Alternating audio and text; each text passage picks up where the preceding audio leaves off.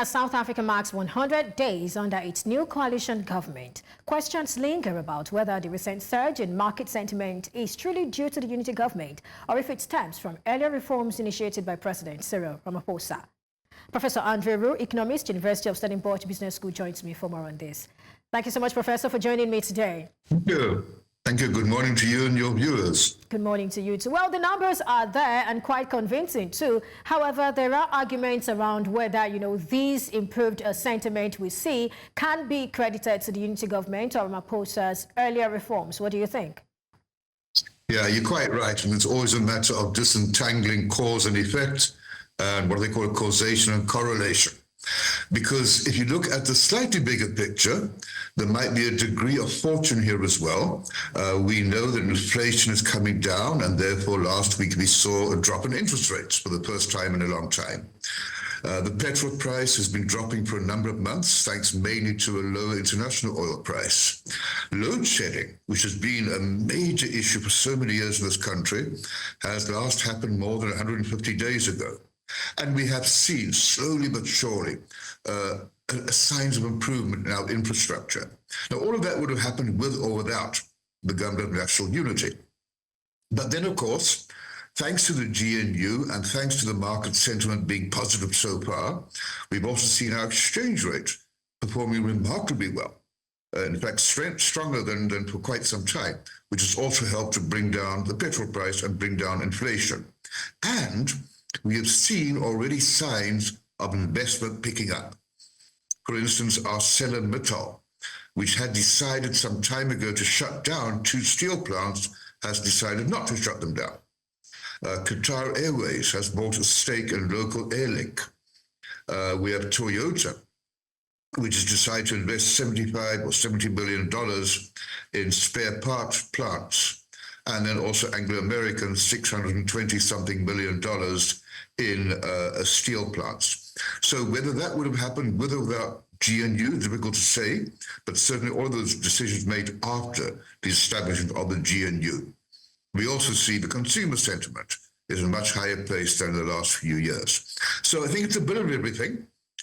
So far, so good, but it is early days, obviously.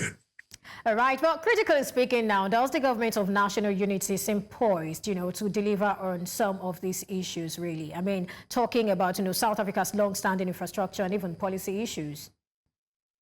Yes. Well, that we'll have to see. I mean, everything I've said so far is really just green shoots, early signs of some improvements. There's a long way to go.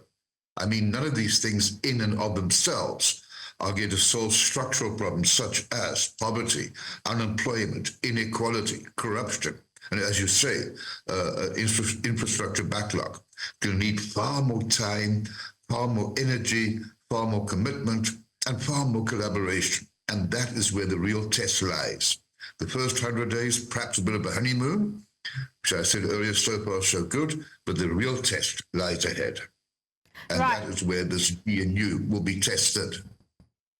Okay, well, there is a concern that while the market is giving Ramaphosa, this benefit of the doubt at the moment, any instability in the coalition could quickly reverse the gains we've seen. What do you make of that? How vulnerable do you think the economy is to potential political turbulence? I'm afraid it is, because amongst others, it's about establishing and confirming and being seen to really address these structural issues. So any kind of coalition, in this case is a grand coalition, is always tricky, it's always potentially messy. I mean, the bedfellows are very unusual bedfellows. Who would have thought 120 days ago that these parties would be in the same room, perhaps not bedmates, but roommates? It's an untested situation, and there are bound to be differences of opinion as we go along. So far, the leadership of the various parties has committed to striving towards the bigger goals. There might be differences along the way on issues, but the fundamental goals, they seem to be share in those views. And that augurs well for the future. But you're right, it is vulnerable. We don't know how these kind of coalitions will work in a country like South Africa. It's untested water. All right, in less than 30 seconds, I mean, looking ahead, what are the long-term prospects for South Africa's economy under the government of national unity? In less than 30 seconds. Well, if things continue as they are, I think we can start looking at a steady increase in economic growth, not spectacular.